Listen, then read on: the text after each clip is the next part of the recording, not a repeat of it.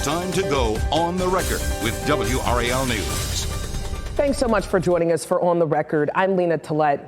Tonight, a consequential decision by the UNC Chapel Hill Board of Trustees and the UNC Board of Governors, both bodies overwhelmingly voting to eliminate all diversity, equity, and inclusion policies. The Board of Governors' decision on Thursday makes this official for all 17 public universities in the UNC system. New reporting we're sharing tonight shows the consequences for this could be significant. It's unclear, for instance, how many people will lose their jobs or whether programs that have been in existence for decades to serve underrepresented students will continue. Tonight, we're hoping to get clarity. We are talking exclusively to the chair of the Carolina Black Caucus, someone who has been doing DEI and college access work at UNC Chapel Hill now for 7 years. We're also sitting down with a member of the Board of Trustees who voted to end the policy, and we'll seek to understand the point of DEI with an expert. We begin with our first guest, though, Trish Harris, again, joining us from the Carolina Black Caucus. Thank you so much for being here tonight. To this point, we haven't talked to anyone who actually works in DEI at UNC Chapel Hill about this policy being repealed. So tell me, what was your reaction? Hi, first, Lena, thank you so much for inviting me to share my story in relation to what the incidents that have occurred over the past month. My initial response was shock. Just shocked at the rapidness of how fast and how quickly these things are happening. This was like every week, every other day, something was happening. Policies were being put in place, or we were being told, and there was no clarity around any of this from anybody in the administration. So we weren't offered any kind of guidance. So my initial response was, I was taken aback, shocked. I felt demoralized. I felt undervalued, unsupported, as many of my colleagues from across campus. Have people been told yet whether they will lose their jobs? No plans have been made by senior administration at UNC Chapel Hill for sure. Nobody has been told anything. We have not been provided with any clarity or any plans at this time. You say you felt shocked by what happened, and I wonder if there was any warning. Were you told by university officials that the Board of Trustees was looking into the DEI office and whether it brought UNC value? No, I wasn't shocked because like I said, I've been doing this work for a very long time, and I've been paying attention to legislation from across the nation. And even within our own state, there has been some legislation around what can be taught, mandating anti-Blackness or anti-racism trainings and DEI trainings, and we can't make those mandatory. So I started to keep a pulse on that and pay close attention to what was happening on a nationwide and even what was happening in our state. So the action didn't come as a surprise. It was more of the rapidness and how everything just kind of unfolded so quickly without any kind of guidance, any kind of support, any kind of words or explanation from anyone in leadership. And that's what I'm asking, Ms. Harris. Had anyone come specifically to people who work in DEI at UNC and said, hey, we have some concerns with the work that you're doing? No, that has not happened. Please describe some of the work that the DEI office, DEI administrators do on campus. We wear many hats in addition to protecting the university. So in our office, in the University Office for Diversity and Inclusion, or even with my seat, my chair, being the chair of the Carolina Black Caucus, which was founded in 1974, was an advocacy organization to help support Black faculty and staff on campus, and have been doing so for the past 50 years by engaging, activating, and empowering Black faculty and staff from across the university and in the local community. But some of the work out of our office, I'll start with one of the ones that helped found our office was Project Uplift, which is one of Carolina's premier college access programs. It's been around for 55 years, since 1969. And this program has engaged close to 80,000 students since its inception from across the state of North Carolina and beyond. And it actually has helped to be it has become a pipeline program for the university, especially when it comes from students who have been historically underrepresented, whether that's students with various abilities, from rural backgrounds or various geographic, places, or whether it's from people from first generation college students or people from various socioeconomic status. So that program has been around for 50 years. Another a point of pride for the university is our MLK celebration. Carolina has the longest standing MLK celebration by a university in the country, founded in 1983. We have brought some of the most brilliant minds to Carolina, including Michelle Alexander, Benjamin Crump over the past 2 years. And just most recent this year, we awarded close to $20,000 in scholarships to both undergraduate and graduate students. And this is the first time we've ever done that. Also, we were able to give out donations. We collected for our Day of Giving donations to support the Carolina Covered, which is a food pantry where faculty, staff, and students who are experiencing food insecurity can go and get food for free. We were also able to donate $5,000 to a local social service organization to help combat poverty. Some of the other things that we are doing in our office is our dialogue program, which is intergroup dialogue, and we train faculty, staff, and students from across the university to engage in difficult conversation and public discourse in a respectful manner. You know, it's interesting. You've said a lot. It sounds like you are serving a lot of different populations. You said first generation students, people coming from rural communities, people who are students of color, veterans, disabled people. At this point, UNC did release a statement saying that any speculation about programs ending would be premature. So you don't know at this point whether those programs will end based on the DEI policy ending as well, right? Nope. Again, no guidance has been provided. No decisions have been made at this time. Let's talk about who has to or who participates in some of these DEI, I guess, initiatives or trainings on campus. Is this mandatory for students and faculty? No, it is not mandatory. That goes against state policy. It is, they apply and they opt in to participate in these trainings. How are people who work in DEI on campus feeling right now? Again, similar to how I'm feeling demoralized, unsupported, unvalued, feeling like years of work. I've been doing close to 20 years. It has been my life work. It is something that I have committed to. It has allowed me to live in my purpose. And to see something in a less than 8 seconds or 30 minutes, my life work to be diminished in a way, I'm thinking my colleagues and some of those who have shared sentiments that they're just feeling like a heightened sense of anxiety with the lack of clarity and just overall unsupported and demoralized. The morale is extremely low. What are your plans? My plans is to continue to live in my purpose, Lena. I know who I am and whose I am. I always tell people I speak out because I fear the consequence of being silenced more than I fear the consequence of truth telling. So I'm going to continue to do exactly that. I'm going to continue to speak truth to power. I'm going to continue to do good work, whether I'm here in Carolina, here in North Carolina. I'm from Georgia, so who knows what's next for me. I hope to continue to do good work, to continue to serve people like me. Again, and those who are different from me. I am first gen. I'm from a rural area. I am from a low socioeconomic background.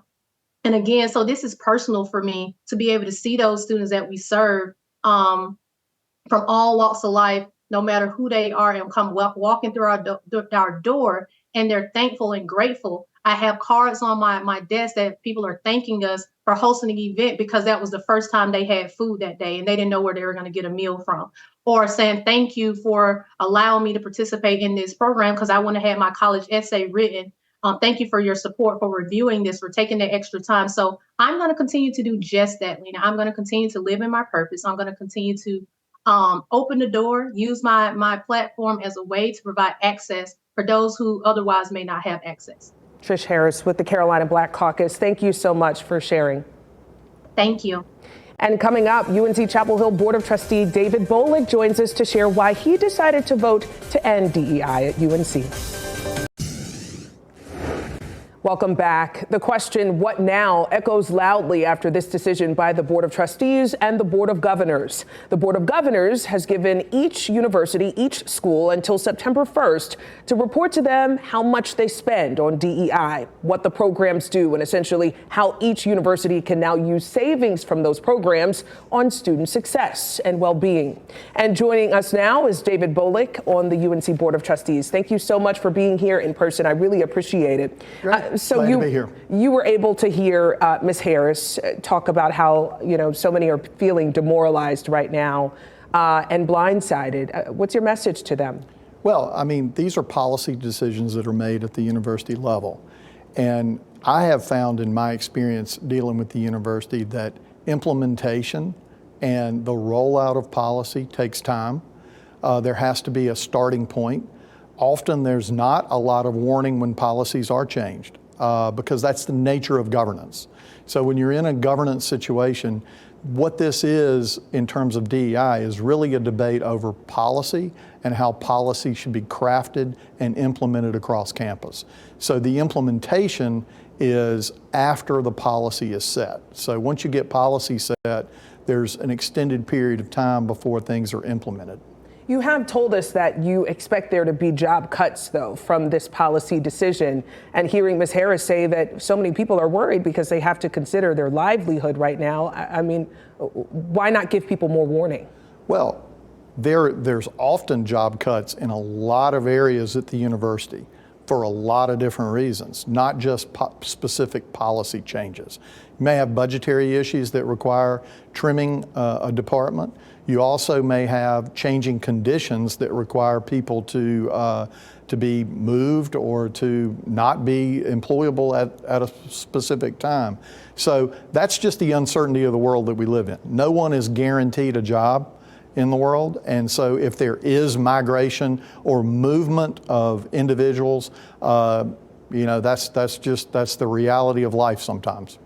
All right, let's talk about what brought us here in the first place. Why did you vote to end DEI policies? Well, DEI itself is a cultural, ideological imprint that has migrated.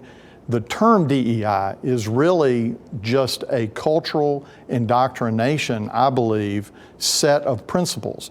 It started with when someone was employed or attempted to enroll at not just UNC, but at other schools across the country, that there was sort of a pledge of what will you do to be a part of diversity, equity, and inclusion momentum and program. And that cut against what the First Amendment and free speech.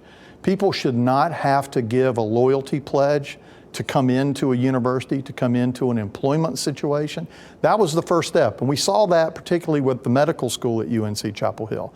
A couple of years ago, that was identified as a real problem, that professors and students were forced to go through specific trainings and give a sort of a profession to an ideology that they may or may not believe in. And that's just not fair to individuals across the board. We know the legislature made sure to end any mandatory trainings that could potentially be tied to people's promotions. So that ended. It did. Did you bring any of your concerns about some of what's happening with DEI to people who work in DEI at UNC? Well, again, we're dealing with it at the board level. So our level is, at our level, we set policy. The implementation flows down to the administration, who then implements that policy. The real question is the administration that was built up around DEI. I believe it's not just DEI, by the way. I believe the administrative load at the university level, at least in my experience, is really high. Too many administrators, not enough people working and teaching, and quite frankly, not enough resources that flow down to our students to help them with student success. And our board has worked really hard with that, particularly in the career development area, where we are building out a new robust way of helping students to have a career following their degree earning at UNC Chapel Hill. And that is really the type of effort that I think we need to focus on as opposed to DEI efforts. So the Board of Governors, as I said, has tasked every university with examining their DEI policy and then providing a report by September 1st. Why not do that before making the decision to end the policy?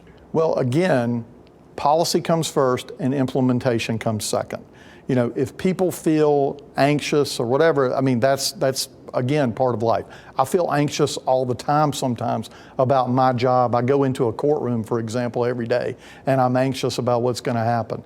So that's a thing that I think folks just have to deal with in their career, is things change. For example, we don't have a buggy whip factory anymore for horse-drawn carriages. We drive in motorized vehicles. The world changes, things move. Folks need to be able to adjust. People think things are going backward, though. So I do want to ask this question because I thought it was really interesting, something that you said in an interview. You said there needs to be more thoughtful disagreement on UNC's campus. And when you were saying that, first of all, I love that term. You were saying it in the context of there need to be more conservative voices on UNC's campus. And you were hoping to foster that, for there to be more conservative voices on UNC's campus. And I thought about it in the context of the fact that the public was not able to weigh in at all on this policy change.